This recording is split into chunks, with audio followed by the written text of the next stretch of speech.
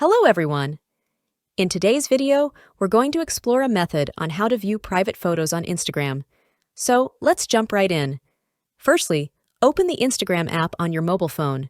Once the app is open, tap the search icon from the bottom menu to access the search page. On this page, type any username into the top search bar and press the search button on the keyboard. Choose a profile that interests you. You'll notice that this account is set to private. The first way to see their private photos and videos is by sending them a friend request. If they accept, you'll gain access to their private content. If, for some reason, they don't accept your friend request, there's another approach. Create a new account and send them a friend request. To create a new account, tap the profile icon at the bottom right corner.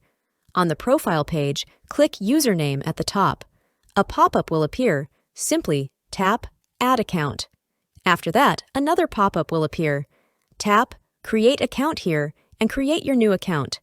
Once your new account is set up, send them a friend request again. If they accept, you'll be able to see their private photos and videos. And there you have it. This is how you can view private photos on Instagram. I hope this video is helpful for you. For more information, please subscribe to our YouTube channel, and thank you for watching.